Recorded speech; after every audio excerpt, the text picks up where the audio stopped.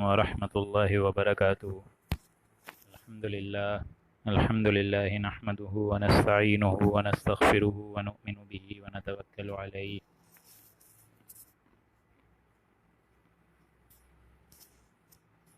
ونعوذ بالله من شرور أنفسنا ومن سيئات أعمالنا.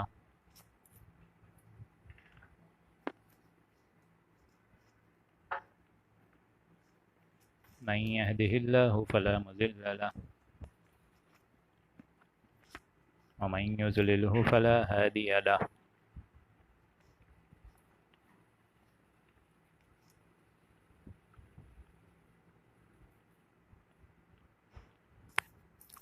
ونشهد أن لا إله إلا الله وحده لا شريك له ونشهد أن لا إله إلا الله وحده لا شريك له ونشهد أن محمدا عبده ورسوله. أما بعد، أعوذ بالله من الشيطان الرجيم.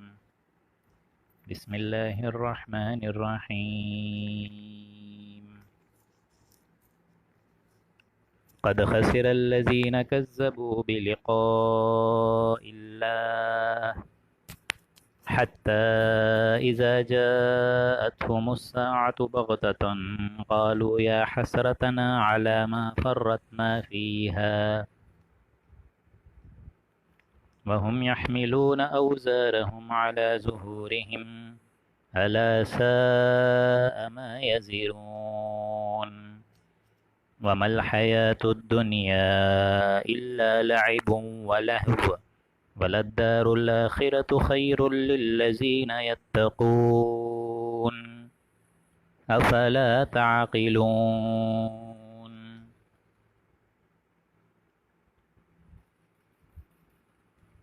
رب اشرح لي صدري ويسر لي أمري واحلل عقدة من لساني يفقهوا قولي. اللهم إنك عفو كريم تحب العفو فاعف عنا. اللهم لا تدع لنا في مقامنا هذا ذنبا إلا غفرته ولا هما إلا فرجته ولا كربا إلا نفسته ولا ديما إلا قضيته ولا مريضا إلا شفيته ولا ميتا إلا رحمته برحمتك يا عزيز يا غفار. آمین یا رب العالمین. سامعین محترم، آج جس رکوع مبارک کی ہم تلاوت کرنے جا رہے ہیں، یہ چوتھا رکوع ہے سورہ انعام کا، اور اللہ کے فضل و کرم سے ہم لوگ 7ویں پارے کا بھی گویا کہ نصف کر چکے ہیں، اور آدھا پارہ اب 7واں رہتا ہے. انشاءاللہ پھر یوں سمجھیے کہ ہفتے بھر کے اندر ہی ہم لوگ پھر 8ویں پارے کی جانب رواں دواں ہوں گے. آج کی نشست بہت اہم ہے، تو آپ لوگوں میں سے جن جن نے دوسروں کو ابھی تک نہیں بلایا، انویٹیشن نہیں دیا ہے، ان سب کو بلا لیجئے فیس بک کے ذریعے یا میسیجز کر کے، کیونکہ آج سورہ انعام کا ایک مرکزی مضمون بیان کیا جائے گا. آج کی نشست کے حوالے سے یہ بہت اہمیت کا حامل ہے.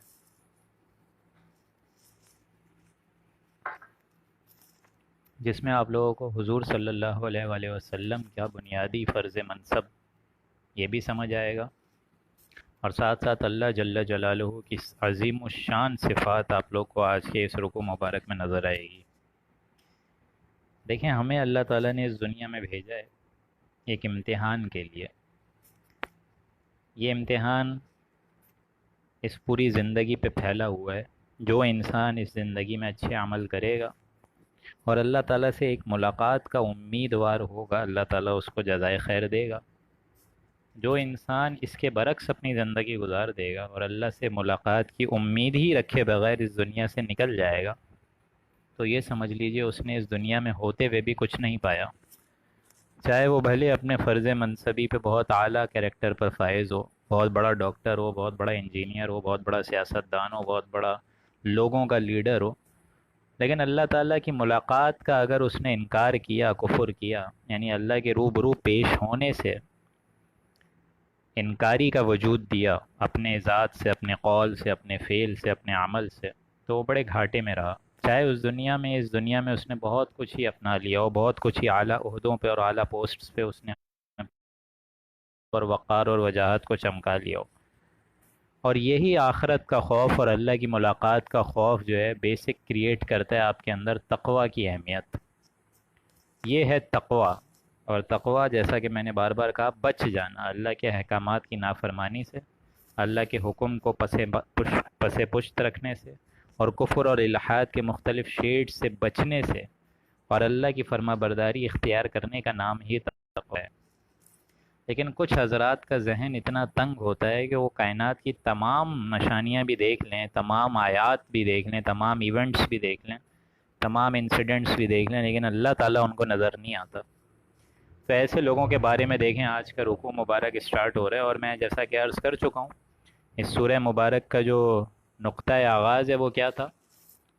وہ نقطہ آغاز یہی تھا کہ حضور اکرم صلی اللہ علیہ وآلہ وسلم کو اب دعوت و تبلیغ دیتے دیتے تقریباً 10-11 سال ہو گئے ہیں، تو ہم ریوائنڈ کر کے دور حضور صلی اللہ علیہ وآلہ وسلم کے دور مبارک میں سورہ انعام کی روشنی میں پڑھ رہے ہیں کہ واٹ ہیپنڈ دیئر، ایسی کیا نشانیاں تھیں جو کہ وہ سارے کے سارے مشرکین عرب مطالبہ کر رہے تھے حضور سے کہ آپ حصی معجزہ دکھائیں، آپ حصی معجزہ دکھائیے، آپ کو ایسا معجزہ دکھائیں جیسا حضرت موسیٰ علیہ السلام نے دکھایا، حضرت نوح علیہ السلام نے دکھایا، حضرت عیسیٰ علیہ السلام نے دکھایا، فلانا فلانا۔ اب یہاں اللہ تعالیٰ کی طرف سے کوئی معجزہ آ نہیں رہا تھا، کیونکہ اللہ کی بات یہ ایک دم اٹل تھی اور فیصلہ ایک دم حق پر تھا کہ ہم نے قرآن مجید نازل کر دیا ہے، اگر لوگوں کو ہدایت چاہیے تو اس پہ آ جائیں، اس ٹریک کو فالو کریں، ان کو ہدایت مل جائے گی۔ قرآن مجید سب سے بڑی نشانی ہے، سب سے بڑی آیت ہے، سب سے بڑی معجزہ ہے، اور اسی چیز کو انہوں نے بذریعہ ٹول استعمال کرا حضور اکرم صلی اللہ علیہ وسلم کے اگینسٹ، کہ جب نشانی یہ نہیں لا پا رہے ہیں اور یہ نبوت اور رسالت کے مدعی ہیں تو ہم ان کو اسی لحاظ سے تنگ کرتے ہیں کیونکہ نشانی تو اللہ لا نہیں رہا ہے۔ اب یہاں آپ لوگ کو اندازہ نظر آئے گا اور ایک آپ لوگ کا ذہن ایک نقشہ کھینچے گا کہ ایسے لوگوں کی اصل بنیاد اور اصل جڑ کیا تھی، اور وہ یہی تھی کہ اللہ کے روبرو ان کو ملاقات کا خوف ہی نہیں تھا اور نہ وہ اس کے ایمان والے تھے۔ اس لیے دیکھیں آیت نمبر 31 سے ہی اسٹارٹ ہوا یہ رکوع، اور یہ رکوع چلے گا آیت نمبر 41۔ 10 آیات پر مشتمل یا 11 آیات پر مشتمل سورہ انعام کے رکوع ہیں، جس میں سے ہم لوگ اب چوتھا رکوع کرنے جا رہے ہیں۔ تو اب ہم بسم اللہ کر رہے ہیں، اعوذ باللہ من الشیطان الرجیم، بسم اللہ الرحمن الرحیم۔ قد خسر الذین کذبوا بلقاء اللہ، بے شک بہت بڑے گھاٹے میں رہے، بہت بڑے نقصان میں رہے، بہت بڑے گھٹیا سودے میں رہے ایسے لوگ، کذبوا بلقاء اللہ، جنہوں نے اللہ سے پیشی کو جھٹلایا، اللہ سے ملاقات کو اور اللہ کے سامنے کھڑے ہونے کے اندازے کو جھٹلایا، یعنی روز آخرت کو جھٹلایا۔ یہ لوگ ایک دم گھاٹے کے سودے میں رہے، بڑے گھاٹے میں رہے وہ لوگ، الذین، جنہوں نے کذبوا بلقاء اللہ، اللہ کی ملاقات کو جھٹلا دیا کہ کوئی حاضری نہیں ہے، کوئی دوبارہ اٹھانا نہیں ہے، ہی ہاتھ لما توعدون، کہ ہم یہیں زندہ ہوتے ہیں، یہیں گھل مل کر مٹی ہو کے دفن ہو جاتے ہیں، اور کوئی باعث بادل موت نہیں ہے، وغیرہ وغیرہ۔ آج بھی ایسے کفر اور الحاد کے مختلف شیڈز ہیں، جیسا کہ میں نے عرض کیا تھا کل، کہ کوئی اللہ نہیں ہے، کوئی آخرت نہیں ہے، کوئی رسول نہیں ہے، معاذ اللہ ثم معاذ اللہ۔ آج بھی لوگوں کا یہ کانسیپٹ ہے، آخرت کو نہیں مانتے، کچھ لوگ اللہ کو مانتے ہیں، آخرت کو نہیں مانتے، کچھ لوگ آخرت کو مانتے ہیں لیکن رسول کو نہیں مانتے، اور کچھ لوگ اللہ اور آخرت دونوں کو نہیں مانتے، کچھ اللہ کو مانتے ہیں جیسا کہ مشرکین مانتے تھے، لیکن ان کا گھٹیا کانسیپٹ کیا تھا کہ اللہ تعالیٰ ہمیں اٹھائے گا نہیں دوبارہ، یا اگر اللہ تعالیٰ نے اٹھا بھی لیا تو ہمارے وہاں ہؤلاء شفاعنا عند اللہ، اللہ کے پاس ہمارے شفاع ہیں، ہماری یہ دیوی دیوتا ہیں، ان کو ہم حلوے چڑھاتے ہیں، مانڈے چڑھاتے ہیں، ان کو ہم یہ نیاز پیش کرتے ہیں، یہ بچا لیں گے ہم لوگوں کو۔ لیکن اصل کانسیپٹ تو یہی تھا کہ ہی ہم یہیں رہیں گے، یہیں کی زندگی ہے، ہمیں نہیں مارتی بلکہ زمانے کی گردش، اور ہم یہیں مر جائیں گے۔ قد خسر الذین، جھٹلائے جنہوں نے اللہ کی ملاقات کو، بڑے گھاٹے میں رہے، بہت انہوں نے سمجھ لیجئے گھاٹے کا سودا کیا۔ ایمان کے بدلے کفر کی راستے کو اختیار کر دینا سب سے بڑا گھاٹے کا سودا ہے۔ حتی اذا جاءتہم الساعہ، یہاں تک کہ جب وہ ساعہ اچانک ان پر حملہ آور دفتن آ پہنچے گی، یعنی ایک تو میں نے عرض کیا انسانی موت، ہر ایک نے مرنا ہے، مجھے بھی مرنا ہے، آپ نے بھی مرنا ہے، ہمارے وقت معین سے پہلے وہ ساعہ آ ہی نہیں سکتی، لیکن ایک ہے اجتماعی موت، اس دنیا کی موت، جس کو اللہ تعالیٰ گھڑی یا ساعت سے تعبیر دیتا ہے قرآن مجید۔ حتی اذا جاءتہم الساعہ، یہاں تک کہ جب وہ وقت معین یعنی قیامت کا وقت اچانک ان پر آ پڑے گا، بغتتاً، اچانک آ پڑے گا، تو وہ کیا کہیں گے؟ قالوا یا حسرتنا علی ما فرطنا فیہا، وہ کہیں گے ہائے افسوس ہماری کوتاہی جو اس کے بارے میں ہم سے ہوئی، ہائے افسوس کہ ہم نے اس قیامت کو پہچانا ہی نہیں، ہائے افسوس کہ قیامت کے بعد جو دوبارہ اللہ تعالیٰ اٹھائے گا اس کو ہم نے پہچانا ہی نہیں۔ قالوا یا حسرتنا، پھر وہ حسرت میں رہیں گے علی ما فرطنا فیہا، کہ جو افسوس ہوا ہم پر کہ ہماری کوتاہی جو اس کے بارے میں ہم سے ہوئی، ہم نے قیامت، اجتماعی موت، انسانی موت اور بعد سے بعد الموت، اللہ کی شریعت، رسول اللہ صلی اللہ علیہ وآلہ وسلم کی تعلیمات، ان پہ کبھی غور ہی نہیں کیا۔ وَهُمْ يَحْمِلُونَ أَوْزَارَهُمْ عَلَى ظُهُورِهِمْ، اور وہ لوگ، ان کی حالت کیا ہوگی کہ وہ اپنی کمروں پر، یعنی جو پیٹھ ہے ان کے بوجھ پیٹھوں پر لادے ہوئے ہوں گے۔ وَهُمْ يَحْمِلُونَ، وہ حمل ٹھہرائے ہوئے ہوں گے اپنی کمروں کو۔ یہ یحملون کا مطلب وہی حمل، یعنی کسی بوجھ کو اٹھانا، جس طرح ماں جو ہے وہ بچے کے بوجھ کو اٹھا کے پریگننسی میں چلتی ہے، حمل، اس سے دیکھیں عربی کا لفظ بنا یحملون، وَهُمْ يَحْمِلُونَ أَوْزَارَهُمْ، اور ان کی حالت یہ ہوگی کہ وہ بوجھ اٹھائے ہوئے ہوں گے علی ظہورہم، اپنی کمروں کے اوپر بڑے بڑے بوجھ اٹھائے ہوئے ہوں گے، کفر کے، الحاد کے، شرک کے، اللہ کی معصیت کے، اللہ کی نافرمانی کے، رسول اللہ کی دعوت کو بجائے لبیک بولنے کے پسے پش ڈالنے کا یہ بوجھ، یہ سارے بوجھ وہ اٹھائے ہوئے ہوں گے۔ الا ساء ما یزرون، اور جان لو اے انسانوں، وہ بہت برا بوجھ اٹھایا ہوا ہوگا انہوں نے اپنی پیٹھوں پر، جو چیز انہوں نے اٹھائی ہوئی ہوگی وہ بہت بری بوجھ اٹھائی ہوئی ہوگی، اور وہی برا بوجھ ان کو جہنم کے گڑھے تک پہنچائے گا پھر روز آخرت میں۔ یعنی اللہ کو ماننے کے لیے تمہیں بھیجا گیا، اللہ کی فرما برداری، وما خلقت الجن والانس الا لیعبدون، کہ ہم نے تو تمہیں بھیجا ہے، نہیں بھیجا مگر صرف اور صرف اللہ کی فرما برداری، اللہ کی اطاعت کے لیے۔ لیکن جب تم نے اللہ کی فرما برداری سے روگردانی کری تو الا ساء ما یزرون، تو خوب سن لو کہ بہت بھاری اور بہت برا ہوگا وہ بوجھ جو وہ اپنی پیٹھوں پر اٹھائے ہوئے ہوں گے، یعنی کفر کا، الحاد کا، شرک کا، زنا کا، غیبتوں کا، چغلی کا، یہ سب اس میں آ جائیں گے۔ اور یہ ہوتا کیوں ہے؟ یہ ہوتا اس وجہ سے ہے کہ انسانوں کو یہ خوف ہوتا ہے، خوف کیا بلکہ اطمینان ہوتا ہے کہ اللہ تعالیٰ ہمیں دوبارہ اٹھائے گا نہیں۔ اسی دنیا میں وہ ریچھ گئے، اسی دنیا کے اپنے اہم تقاضوں میں انہوں نے اپنی زندگی گزار دی۔ انہوں نے یہی سمجھا کہ اس دنیا کے آگے ہماری کوئی اوقات ہے ہی نہیں، انہوں نے یہی سمجھا کہ یہ دنیا ہی دنیا سب کچھ ہے، آخرت کا معاملہ کچھ نہیں ہے۔ تو اللہ نے دیکھیں آگے کھول دی یہ بات، وَمَا الْحَيَاةُ الدُّنْيَا إِلَّا لَعِبٌ وَلَهْوٌ، اور دنیاوی زندگی تو کچھ بھی نہیں بجز اس کے کہ صرف کھیل اور کود ہے، کھیل کود کے علاوہ دنیاوی زندگی اور کچھ نہیں ہے، لیکن آخرت کے مقابلے میں۔ اس کا مطلب یہ نہیں ہے دنیا کی زندگی کی کوئی حقیقت ہے ہی نہیں، دنیا کی زندگی کی تو حقیقت بھی ہے، یہاں کوئی چوٹ لگتی ہے، درد ہوتا ہے، یہاں دکھ تکلیف اگر خاندان سے ہو، رشتہ داروں سے ہو، دکھ نہیں پہنچتا کیا؟ یہاں کوئی راحت ہو، خوشی نہیں ملتی؟ دنیا کی زندگی کی بھی حقیقت ہے، لیکن یہاں اللہ فرما رہا ہے کہ آخرت کے مقابلے میں الا لعب و لہو، صرف کھیل اور کود ہے۔ یعنی تقابل میں اگر دیکھا جائے دنیاوی زندگی کا مقابلہ اگر آخرت سے آپ لوگ کمپیئر کریں تو کچھ بھی نہیں ہے۔ جس طرح ہم لوگ استخارے کی دعا میں مانگتے ہیں دعا کہ اللہ تعالیٰ تو جانتا ہے، میں نہیں جانتا، تو اس کا مطلب کیا انسان کیا کچھ بھی نہیں جانتا؟ نہیں، انسان جانتا ہے، لیکن اللہ کا جو لا فانی علم ہے، لمٹ لیس اس کی نالج ہے، اس کے مقابلے میں تو انسان کو 1% بھی نالج نہیں ہے، آدھی فیصد بھی نالج نہیں ہے۔ ایک شے ابدی ہے، ایک شے عارضی ہے، اب اس کا کیا تقابل آپ لوگ کریں گے؟ ایک شے ہمیشہ رہنے والا ہے، وہاں کی راحت ہمیشہ، وہاں کا عیش و عشرت ہمیشہ، وہاں کا سکون ہمیشہ، وہاں کا عذاب دائمی، اور ایک یہاں کی تکالیف ہے، ایک یہاں کی راحت ہے جو کہ دائمی نہیں، جو کہ ابدی، مطلب ابدی اور دائمی نہیں ہے بلکہ عارضی ہے، لمٹ لیس نہیں ہے بلکہ لمیٹڈ ہے، پرماننٹ نہیں ہے بلکہ ٹیمپورری ہے۔ تو دنیاوی زندگی آخرت کے مقابلے میں الا لعب و لہو، صرف اور صرف کھیل اور کود ہے اور کچھ نہیں ہے۔ اس طرح حضور بھی فرماتے تھے کہ، اور بالکل صحیح فرماتے تھے کہ دنیا آخرت کی کھیتی ہے، اے انسانوں اگر یہاں جو بوگے وہاں کاٹو گے نا، وہاں فصل کاٹو گے، اگر یہاں کچھ بوگے ہی نہیں، یہاں محنت مشقت کرو گے ہی نہیں، تو وہاں کیا کاٹو گے؟ کیا کچھ نہیں کاٹ سکتے۔ وَلَلدَّارُ الْآخِرَةُ خَيْرٌ لِّلَّذِينَ يَتَّقُونَ، دنیا ایک حقیقت ہے لیکن یہ امتحانی وقفہ ہے، آخرت کے مقابلے میں، آخرت کی شان و شوکت اور حکمت کے مقابلے میں کچھ بھی نہیں ہے۔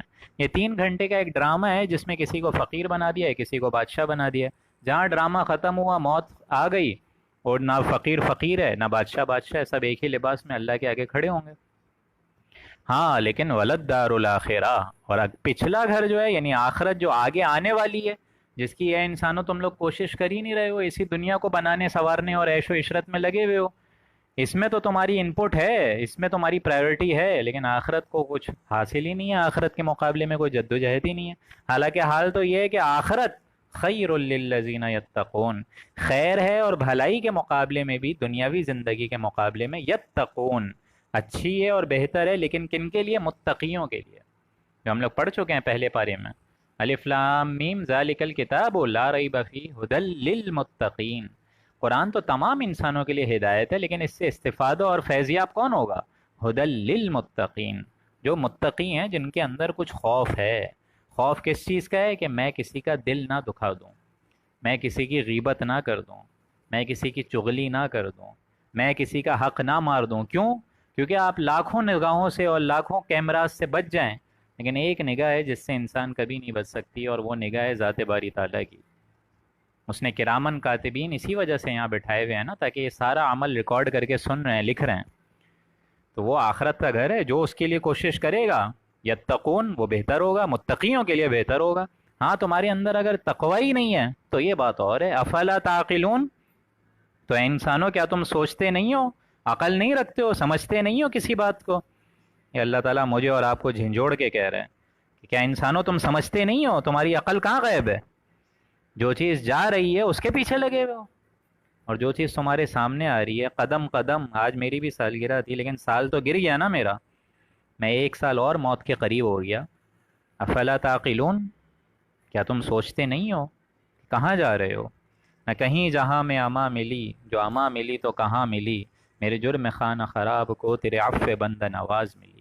قد نعلم، اب دیکھیں یہ وہ مقام آ گیا قرآن مجید کا جس کو میں نے آپ لوگ کے سامنے کل پیش کرا تھا کہ یہ سورہ انعام کا ذروہ ثنام ہے، اور یہ مرکزی مقام ہے قرآن مجید کی اس سورہ کا۔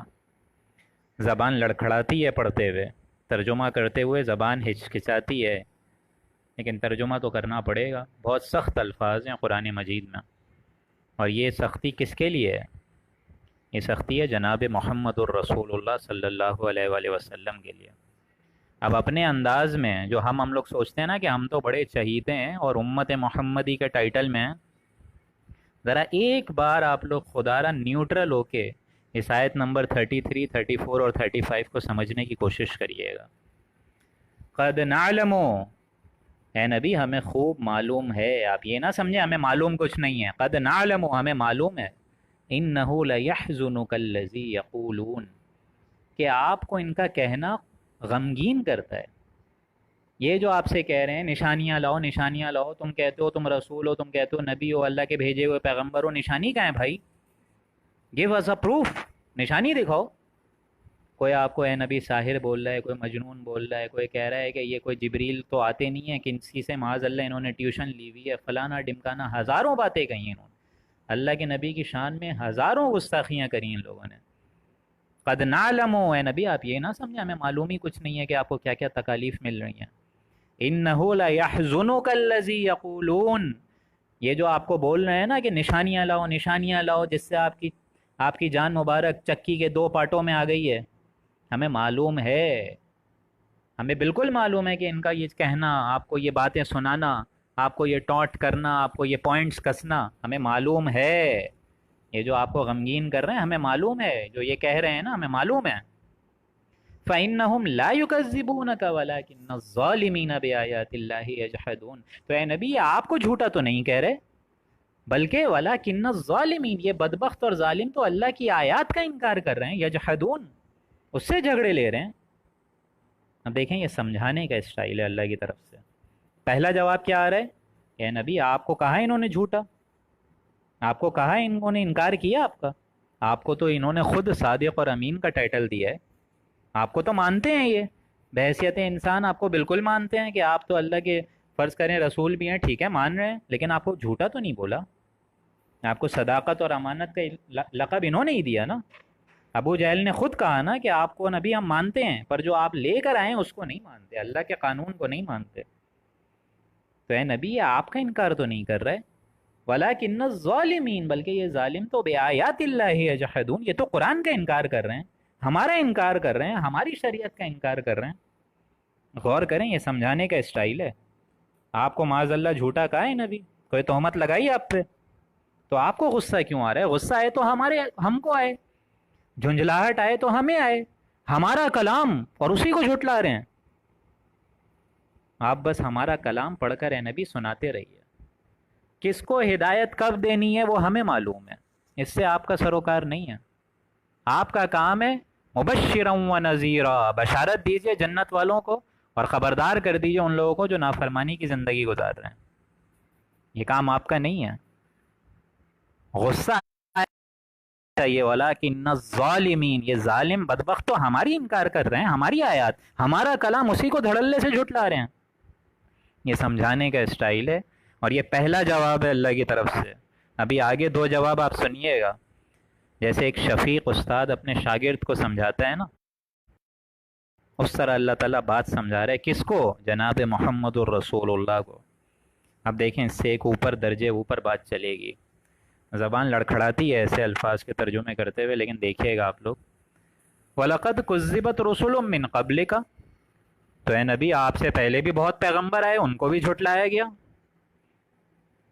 آپ سے پہلے بھی تو اتنے پیغمبر آئے، ان کو جھٹلانے سے مراد کیا؟ توہین ان کی تو نہیں ہوئی، ہماری آیات کی کری نا انہوں نے توہین۔ آپ سے پہلے کتنے رسولوں کو جھٹلایا گیا۔ وَلَقَدْ كُذِّبَتْ رُسُلٌ مِّن قَبْلِكَ، کیا حضرت ہود کو نہیں جھٹلایا گیا؟ حضرت صالح کو نہیں جھٹلایا گیا؟ حضرت شعیب کو نہیں جھٹلایا گیا؟ حضرت لوط کو نہیں جھٹلایا گیا؟ حضرت نوح کو نہیں جھٹلایا گیا؟ سب کو جھٹلایا گیا۔ یہ تو ہمارا قاعدہ ہے۔ فَصَبَرُوا، تو اے نبی آپ صبر کیجئے، عَلَىٰ مَا كُذِّبُوا، جو یہ جھٹلا رہے ہیں آپ کو صبر کرنا پڑے گا، آپ کو صبر کرنا پڑے گا اے نبی۔ وَأُوذُوا، ان کی جتنی تکالیف آ رہی ہیں صبر کیجئے، دعوت و تبلیغ دیں، صبر کرتے رہیں۔ آج ہمارے لیے یہ لمحہ فکریہ ہے کہ جب ہم لوگ دعوت و تبلیغ دیں اور اگر ہمیں کوئی گالم گلوچ کر دے تو کس طرح اس سے لڑنے کے لیے آ جاتے ہیں۔ یہ کانٹوں بھرا راستہ ہے، اس کو اپنانا ہے تو تکلیفیں جھیلنے کے لیے ریڈی ہو جاؤ سارے۔ حتی آتاہم نصرنا، یہاں تک کہ ان رسولوں تک ہماری امداد آ گئی۔ کتب اللہ لاغلبن انا ورسلی، یہ آیت آپ لوگ آگے پڑھیں گے کہ ہمارا یہ وعدہ ہے اپنے رسولوں سے کہ میں اور میرا رسول غالب ہو کے رہیں گے۔ اللہ تعالیٰ اپنے رسولوں پیغمبروں کو جھٹلاتا نہیں ہے، ان کا جھٹلانا ایک لمٹ تک ہوتا ہے، لیکن اللہ تعالیٰ پھر ان رسولوں کی مدد کرتا ہے۔ وَلَا مُبَدِّلَ لِكَلِمَاتِ اللَّهِ، اور اللہ تعالیٰ کے کلمات کو اور اللہ تعالیٰ کی باتوں کو کوئی بدلنے والا نہیں ہے۔ یہ اللہ کا قانون ہے، اس کو کوئی بدل نہیں سکتا۔ ہمارا ایک قانون ہے نبی، ہمارا ایک ضابطہ ہے، ہمارا ایک اسٹائل ہے، اب وہ آپ کو جھیلنا پڑے گا، برداشت کرنا پڑے گا۔ آپ سے یہ جو حصی معاوضے مانگ رہے ہیں، ٹھیک ہے، ہم تو نہیں دکھائیں گے۔ آپ کو اے نبی آپ کو جس منصب پر ہم نے فرض کرنا ہے اس کے لیے ہم نے آپ کو پہلے خبردار کر دیا تھا کہ بہت سخت کانٹوں بھرا راستہ ہے، اس میں آپ کو آنا ہوگا تو بہت ہوشیاری سے آنا ہوگا۔ یہ وہ راستہ ہے جہاں ماں باپ اولاد سے جدا ہوں گے، اولاد ماں باپ سے جدا ہوں گی، بھائی باپ سے جدا ہوں گے، باپ بھائی سے جدا ہوں گے، بھائی بھائی آپس میں جدا ہوں گے، بیوی شوہر سے لڑے گی، شوہر بیوی سے لڑے گی، یہ ساری چیزیں ہوں گی۔ تو اے نبی آپ سے پہلے بھی، وَلَقَدْ كُذِّبَتْ، آپ سے پہلے بھی سارے نبی رسولوں کو جھٹلایا گیا، انہوں نے بھی صبر کیا۔ عَلَىٰ مَا كُذِّبُوا، جس تکلیف سے ان کو دوچار کیا گیا، وَأُوذُوا، اور ان کی جو ایذائیں پہنچائی گئیں ان پہ بھی صبر کیا گیا۔ حَتَّىٰ آتَاهُمْ نَصْرُنَا، یہاں تک کہ ہماری مدد آ گئی۔ وَلَا مُبَدِّلَ لِكَلِمَاتِ اللَّهِ، اللہ تعالیٰ کے کلمات کو بدلنے والا کوئی نہیں ہے۔ وَلَقَدْ جَاءَكَ مِن نَّبَإِ الْمُرْسَلِينَ، اور اے نبی آپ کے پاس بعض پیغمبروں کے بعض قصے پہنچ چکے تھے، آپ کے علم میں تھا۔ ہمارے بندے اس نوح نے، حضرت نوح نے 950 برس صبر کیا ہے، سوچو ذرا اس پہ کیا گزری ہوگی، کتنا مذاق اڑایا گیا ان کا۔ اب دیکھیں یہ سخت ترین الفاظ آ رہے ہیں، اب یہ دیکھیں ایک اسٹائل ہے سمجھانے کا، جیسے ایک باپ اپنے بیٹے کو سمجھاتا ہے، اسی طریقے سے ایک استاد اپنے شفیق بچوں کو سمجھاتا ہے، سکھاتا ہے، استاد جو ہے شاگرد کو سکھاتا ہے۔ پہلے تو یہ بتا دیا گیا کہ نبی آپ کو تو نہیں جھٹلا رہے نا، معاذ اللہ کلام جو ہے وہ تو ہمارے ہے نا، ہم کو جھٹلا رہے ہیں نا، اگر خون کھولے ہمارا کھولے، ہمیں جھنجھلاہٹ ہے، آپ کو غصہ کیوں آ رہا ہے؟ دوسرا انداز کہ نبی آپ سے پہلے بھی کافی رسولوں کو جھٹلایا گیا، یہ گویا کہ دل جوئی ہو رہی ہے جناب محمد الرسول اللہ۔ یہ اب جو تیسرا مقام ہے، اور دیکھیں گے آپ لوگ کہ کس انداز میں بات ہو رہی ہے جناب محمد الرسول اللہ سے۔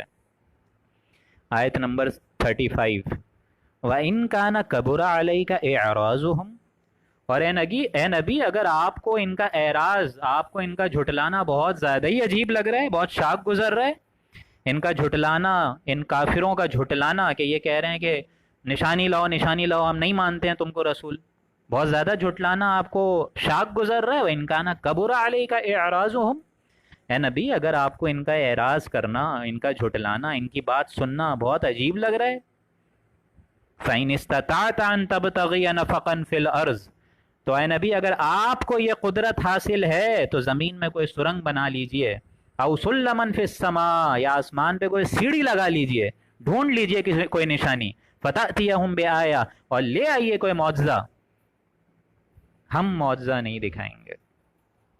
کتنا سخت انداز ہے، آپ ذرا اندازہ لگائیں۔ اللہ تعالیٰ کیا فرما رہے ہیں، نبی اگر آپ کو قدرت ہے، ان استطاعت، اگر آپ میں ہمت ہے لے آئیے، طاقت ہے لے آئیے، ہم نہیں لائیں گے، ہمارا فیصلہ اٹل ہے، ہم نے یہ قرآن مجید نازل کر دیا، جس کو بھی ہدایت کا کوئی بھی طلبگار ہوگا ہلکی سی آیت پڑھے ہدایت آ جائے گی۔ ہاں جو اس کے اندر ہدایت نام کی چیز ہی نہ ہو، جو ہدایت کی طرف آنا ہی نہیں چاہے، پھر ایک کیا آپ کروڑوں درس قرآن سناتے رہیے، کچھ نہیں سمجھ آئے گا ان کو۔ قرآن مجید دنیا کی وہ واحد کتاب ہے، اور یہ میں بڑے ہوش و حواس سے بول رہا ہوں کہ جب تک میں اور آپ اس قرآن مجید پر چلیں گے نہیں، یہ قرآن مجید کبھی بھی آپ کو اس کی حقیقت منکشف نہیں کر کے دے گی۔ آپ لوگ کو بالکل سمجھ نہیں آئے گا قرآن مجید جب تک آپ لوگ اس پر آج فیصلہ نہ کریں کہ ہمیں اس قرآن مجید کے بتائے ہوئے راستے پہ چلنا ہے۔ آپ تفسیریں لکھ دیں، وہ تو ہیں بڑے بڑے ہندو لوگوں نے اس کی تفسیریں لکھی ہیں عربی پہ کمانڈ حاصل کر کے، تو کیا وہ مسلمان ہو گئے؟ یہ واحد کتاب ہے قرآن مجید، جس کو حضور نے فرمایا قرآن کو پڑھا کرو، کیونکہ یہ قرآن وحشی اونٹ جو ہوتے ہیں، جس طرح وہ رسی چھڑا کے بھاگ جاتے ہیں، اس سے بھی تیز تمہارے دلوں سے نکل جائے گا۔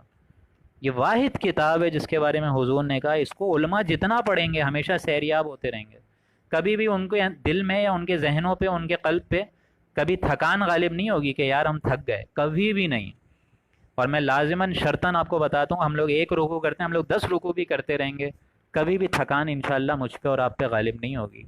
اللہ کا فضل ہے، دیکھیں میں نے 3-4 بجے بھی درس قرآن کے سیشن کیے، اکثر ہمارے یہاں لسنرز کہتے ہیں کہ ہمیشہ وہی انتھوزیازم ہوتا ہے، کیوں؟ کیونکہ قرآن مجید جب کوئی چیز اٹریکٹ کر کے آپ کو پکڑ لینا، تو خدا کی قسم آپ کو اور کسی کام میں مزہ نہیں آئے گا۔ یہاں دیکھیں نبی صلی اللہ علیہ وآلہ وسلم سے فرمایا جا رہا ہے وَإِن كَانَ كَبُرَ عَلَيْكَ إِعْرَاضُهُمْ، اگر آپ کو ان کا اعراض بہت شاق گزر رہا ہے، فَإِنِ اسْتَطَعْتَ، آپ کو قدرت ہے آپ لے آئیے، زمین میں کوئی سرنگ بنا لیجئے، آسمان پہ سیڑھی لگا کے ڈھونڈ لیں، فَتَأْتِيَهُمْ بِآیَةٍ، کوئی معجزہ لے کر آ جائیں، ہم معجزہ نہیں دکھائیں گے۔ وَلَوْ شَاءَ اللَّهُ لَجَمَعَهُمْ عَلَى الْهُدَىٰ، اور اس سے بھی زیادہ سخت الفاظ اب آ رہے ہیں، اور اگر اللہ ہی کو منظور ہوتا تو سب کو راہ راست پر لے آتا، آنے واحد میں سب کو نیک بنا دیتا، پوری کی پوری دنیا میں ابو بکر اور عمر رضی اللہ تعالی عنہ سے دنیا بھر دیتا۔ اس کا کیا اختیار نہیں ہے؟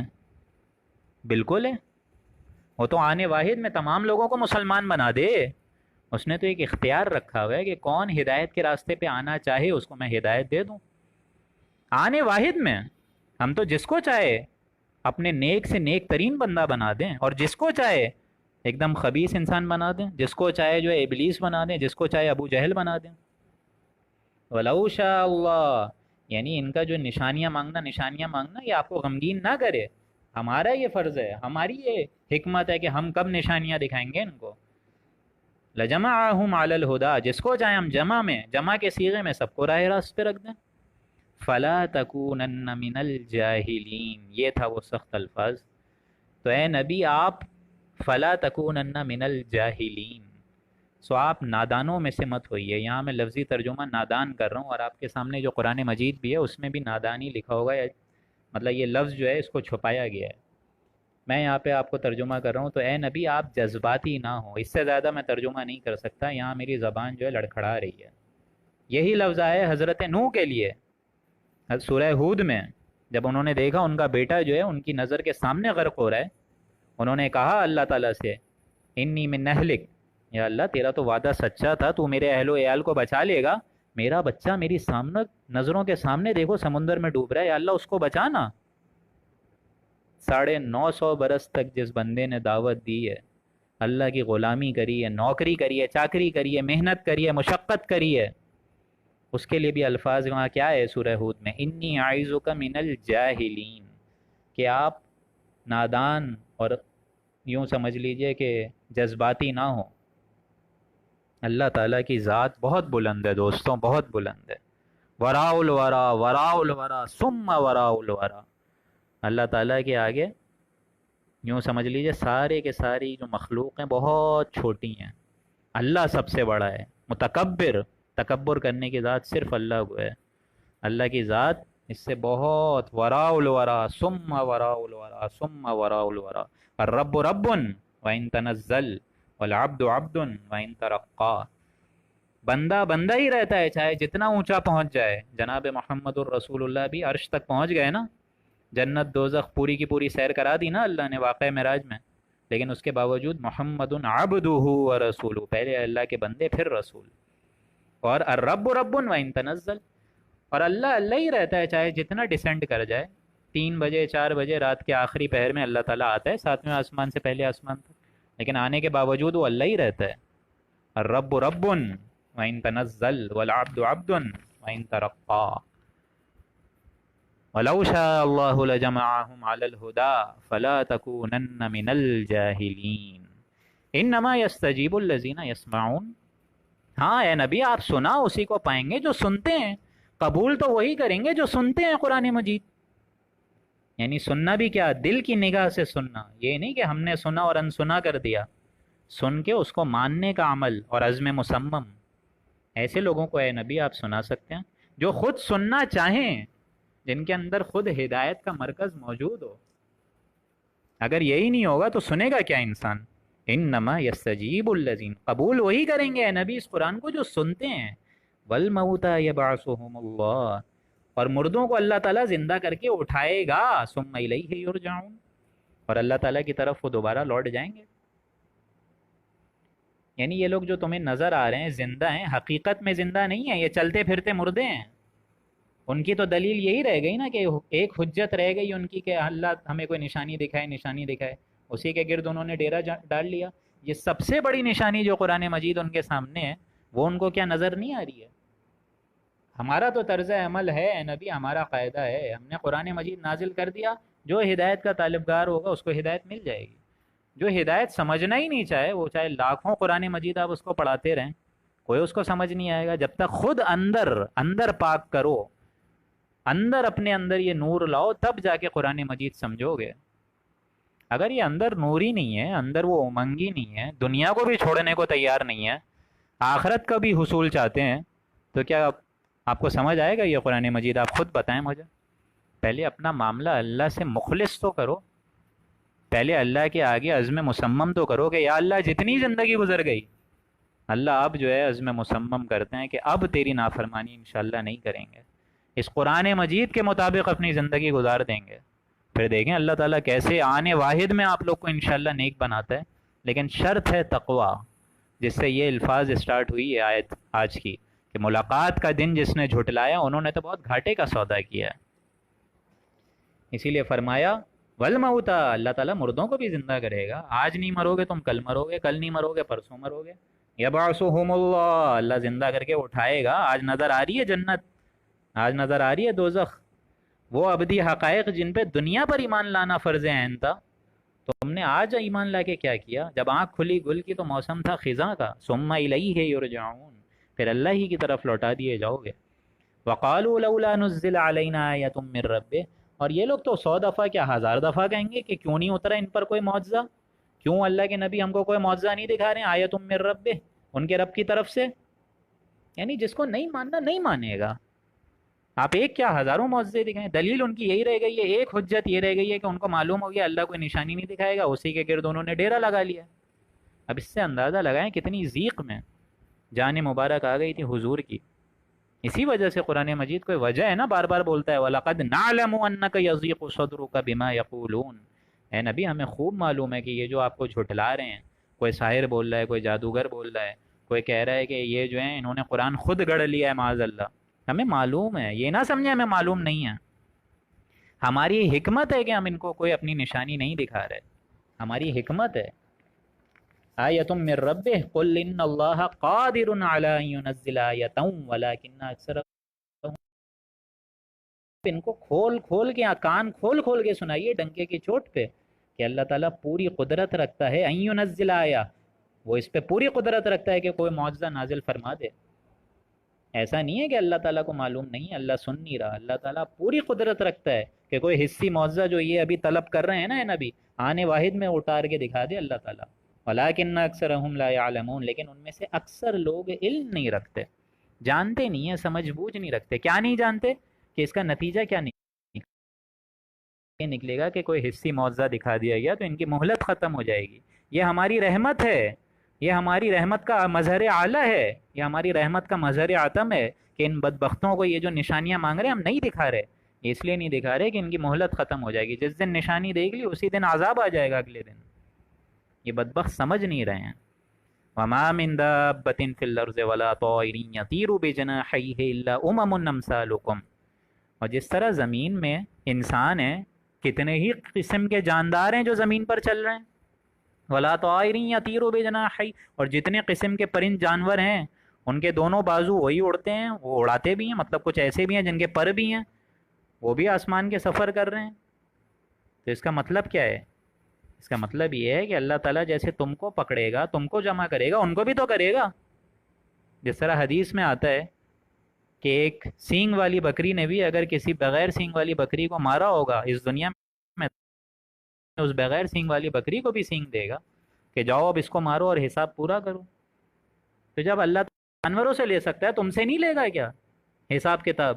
وما من دابۃ فی الارض، جتنے قسم کے جاندار ہیں زمین میں چلنے والے، اور جتنے قسم کے پرند جانور ہیں جو کہ اڑتے ہیں اپنے پروں سے، دونوں بازوؤں سے اڑتے ہیں، الا امم امثالکم، ان میں سے کوئی قسم ایسی نہیں ہے جو کہ تمہاری طرح کے گروہ نہ ہو، یعنی تم بھی مرد ہو وہ بھی مرد ہیں، مطلب نر مادہ جو ہے وہ وہاں پہ بھی ہے وہاں پہ بھی ہے، جانوروں میں بھی ہے انسان میں بھی ہے، جو اسپیشیز ہیں وہ وہاں انسانوں میں بھی ہیں وہاں پہ بھی ہے، الا امم امثالکم، تمہاری طرح کے تو وہ بھی گروہ ہیں نا، تمہاری طرح کی وہ بھی ایک نیشن ہے، امت ہے۔ ما فرطنا فی الکتاب من شیء، ہم نے دفتر لوح محفوظ میں کوئی چیز چھپی نہیں چھوڑی۔ یہ لوح محفوظ کا تذکرہ سورہ واقعہ میں کھلے گا، ایک ایسی چھپی ہوئی کتاب ہے کہ فوٹو اسٹیٹس ہیں، مصدقہ نقول کہتے ہیں، یہ لوح محفوظ کیا ہے، یہ آخری پاروں میں جا کے کھلے گا۔ ہمارے پاس ایک کتاب ایسی ہے لوح محفوظ جس میں کوئی کمی نہیں ہے، ہر طرح کے دلائل اس میں موجود ہیں، ہر طرح کے موجود ہیں، جس طرح انسانوں کا معاملہ ہے جانوروں کا بھی معاملہ ہے۔ من شیئن، اس میں کوئی چیز چھپی ہوئی نہیں ہے۔ ثم الی ربہم یحشرون، حال تو یہ ہے کہ سب کے سب اپنے پروردگار کے پاس جمع ہو جائیں گے، یعنی جتنے انسان ہیں، انسان نے بھی مر کے وہیں جا لے جانا ہے، جتنے مردار ہیں سارے کے سارے، مرد ہوں عورتیں ہوں جانور ہوں نر ہو مادہ ہو، سب نے الی ربہم یحشرون، سب وہیں جمع ہو جائیں گے۔